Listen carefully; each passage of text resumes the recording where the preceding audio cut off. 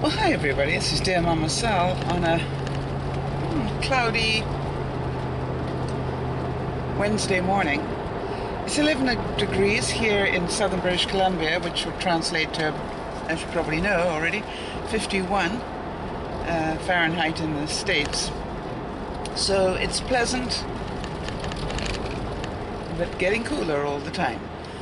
It seems that this temperature is the new norm for this time of the day, so think about it, Sal. Not many more days until I've got to keep concentrating on December the 21st, and that's when we start going towards spring. So I'm not going to concentrate on winter now. I'm going to concentrate on never mind. I don't do winter well, as you know. It's not my favorite sort of season. Some people were born to enjoy winter, and some of us were not, and I'm on the second category.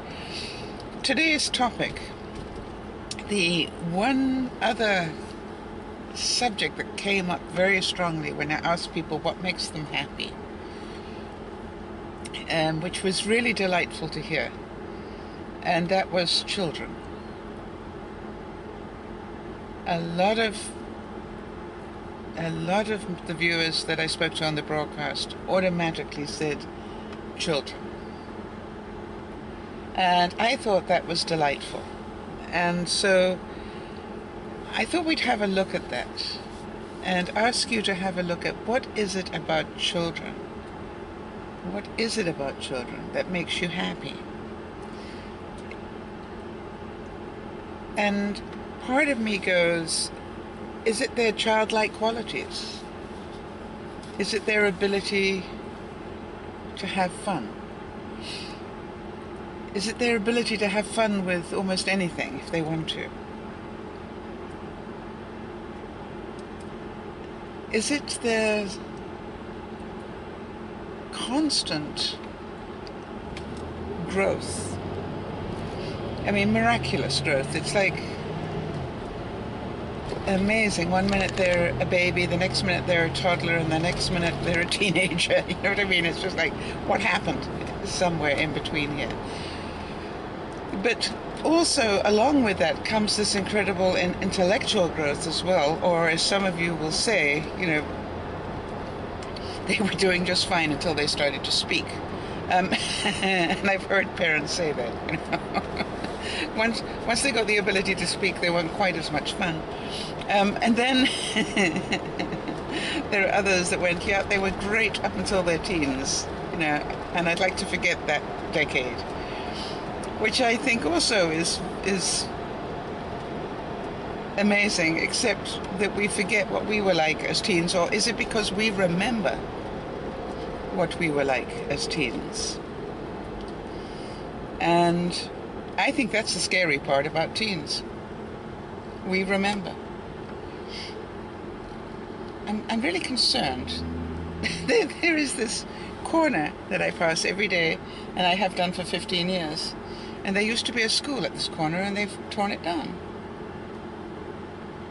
And I had no idea that was happening until a couple of days ago when I was driving by, and I went, what happened to the school? And it's now a complete mess of rubble. I have to find somebody who knows about these things. We've got some beautiful tree colors going on, just so that you know. Really pretty, for those of you who like that. So go back to children for a second, and let's work out what really is fun about children. And what can we do to bring some of that into our lives?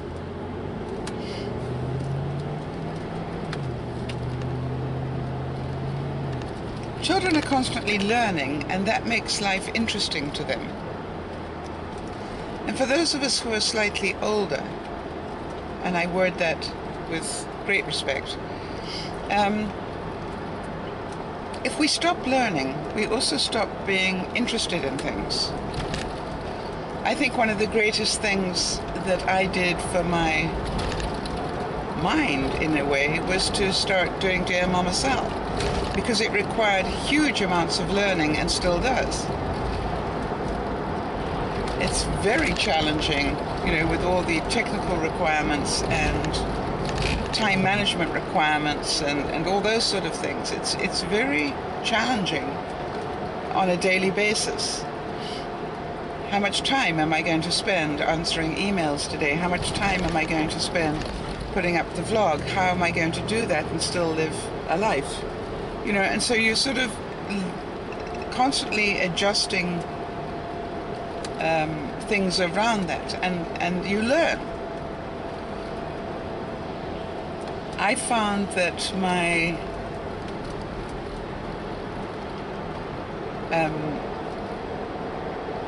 priorities have shifted dramatically since I've been doing Dear Mama Sal.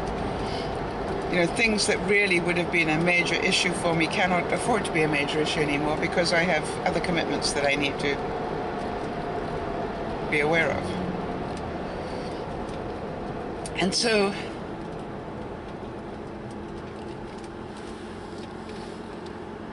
you look at it and you go, we are really quite funny as adults. One of the things that always used to amaze me when I watched parents and children was that parents would be sitting on a park bench, for example, watching their children. And the children be running around like idiots. Obviously high adrenaline going and burning off sugar or whatever it was, but they'd be going really non-stop. And the parent sitting on the park bench is doing nothing except talking maybe to another parent. And the parent starts to feel cold. So immediately, being a parent, what's their next thought? Johnny, come here, I need to put a sweater on you. Or a jersey if you're in England. And it's ridiculous. The kid is sweltering already. The time to put the sweater or jersey on the child is when they stop, not while they're running around. But because the parent is cold, therefore, ipso facto, the children must be cold, right? And that always used to amaze me. And one of the things I used to do, and I haven't done it for a while, but I used to do it, was to go and see children playing. Because it reminds you of things. It reminds you how much fun there is.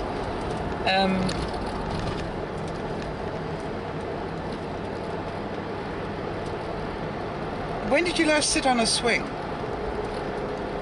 You don't even have to do the big high thing on the swing. Just, when did you last sit on a swing?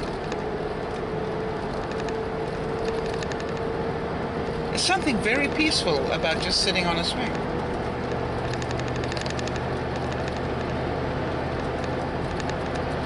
When did you last, climb on a jungle gym type thing, So you look at these things and you go, there's a reason why children have fun. They play.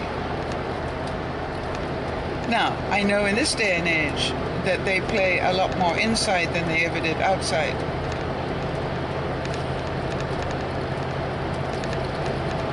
And if you're not playing some of the games that they play, just even out of interest, you will not understand why they get so frustrated when you suddenly come in and say it's dinner time now. It might have taken them 2 months to get to this next level, and they just hit it.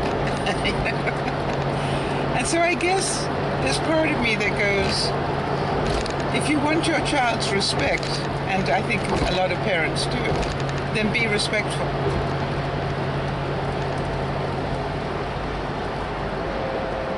And at least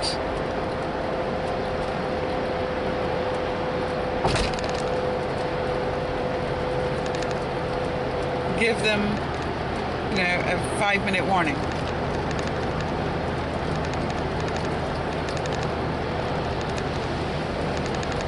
Wow. I want to tell you that the clouds today are really dark.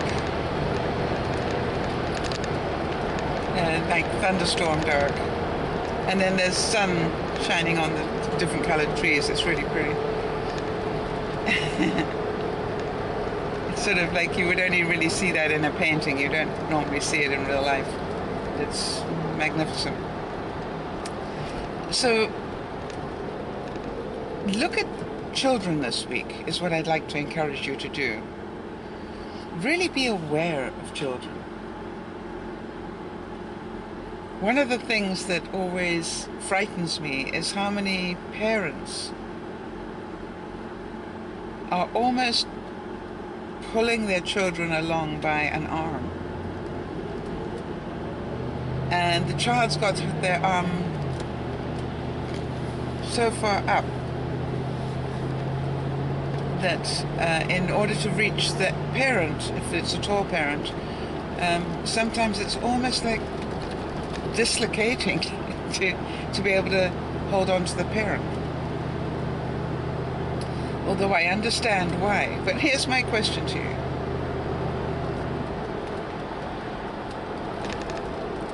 Try walking with one arm up for any length of time. And then be aware of what happens to your bodily, you know, to your muscles.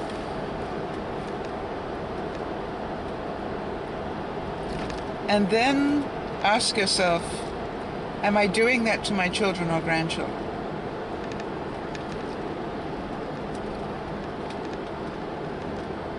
Another thing that always concerns me is that we use our height as a very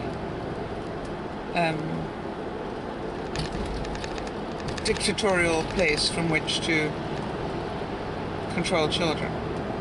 And I would really encourage you, whenever you need to have a serious conversation with your child, and a lot of you know this already, but to get down to child level, so that you're talking to eye rather than the total disconnect of one very tall person to one very small one.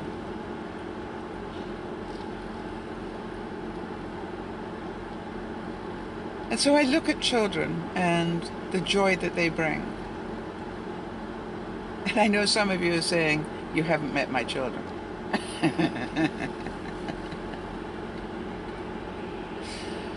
But overall, let's be honest, most parents are very proud of their children and their achievements.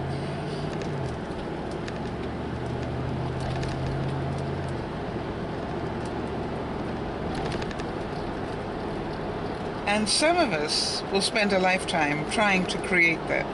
Some of us will spend a lifetime trying to get our parents to be proud of our achievements, because we will have failed in some way to come up to their expectations of what it was that they wanted us to do. And rather than just stop at that, understand that you've been given a very great gift. You've been given the gift of what it feels like not to be supported.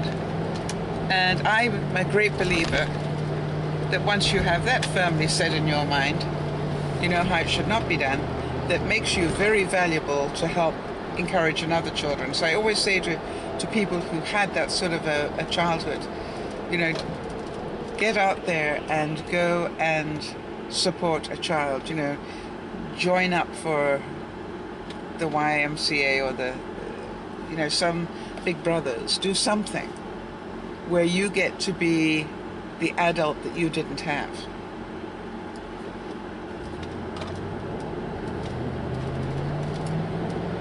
be the mother, be the father for a child that doesn't have the best role model.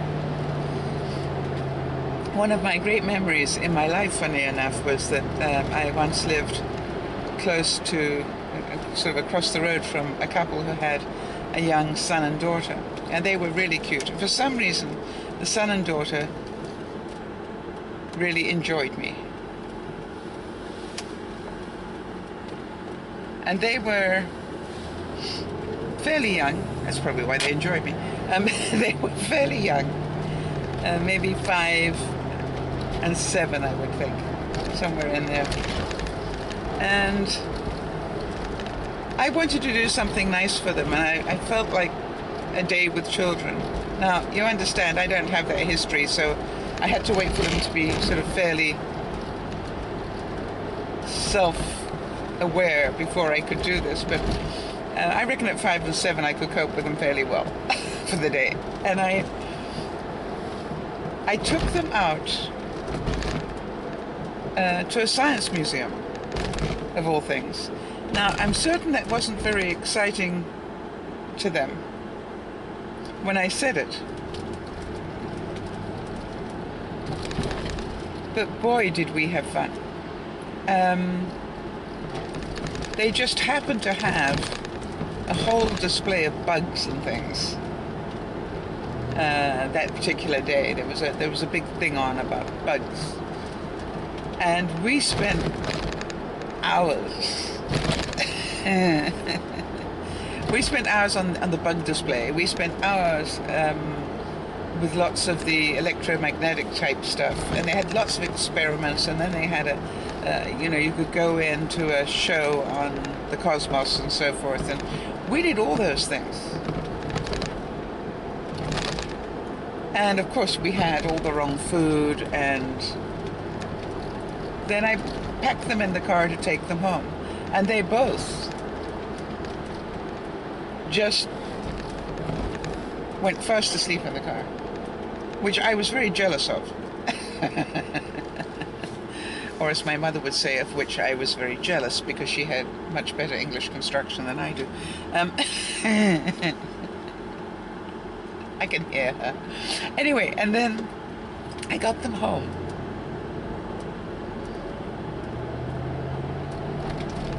And that was the fun. The fun was listening to them tell Mummy, don't know where Daddy was, but tell Mummy what they had done. And if I think one of the greatest joys in life is listening to a child describe a movie or an adventure, because it really makes you shake your head that they remember that much. Doesn't it? They don't miss a thing. And they might get it in the wrong order, but they don't miss it. And so that would be my other lesson about happiness. Be more aware of what's going on around you.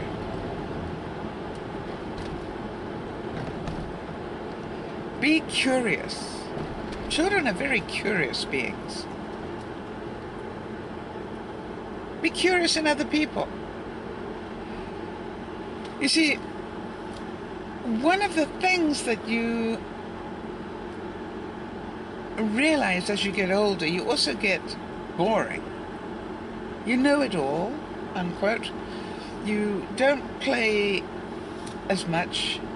You don't do all sorts of things. So I'm encouraging you all, I don't care what age you are, to just be more childlike for a while.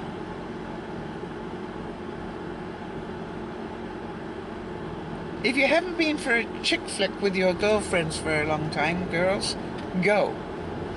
Go do something, or go do something like that. Go for a girls' night out, or do something that is just different. Have something to talk about other than the day-to-day stuff. Go to the science museum if you. I'm telling you, I'm not a museum person, but I still remember that trip. It's a memory. Remember, life's about memories. So go and do something you've never done. You know, if you've got a really good show in town, go see it.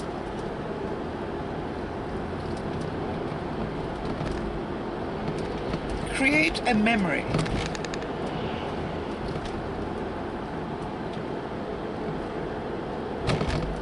Take up pottery. Go play with mud. Great idea. You know, do something that makes you giggle. If I think about what made me giggle in my lifetime, I will always remember sitting with two other adults trying to build cranes out of origami. And we had one adult that knew how to do it, and she was teaching two of us how to do it. And I want to tell you, we were probably two of the worst crane makers you've ever seen in your life. Ours looked like dinosaurs. They looked like anything but cranes. But did we laugh? I can remember laughing until I was in fear of splitting my sides. Because the deep concentration to try and build this crane with all the little folds and everything else that you had to do, and then the moment of reality when you unfolded it all and supposedly it would look like a crane. To this day, it still makes me laugh.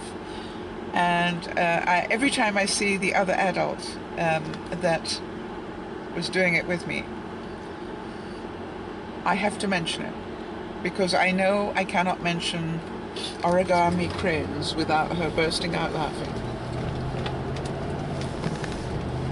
And so I say to you, the reason parents talk about children, if you don't know, ask them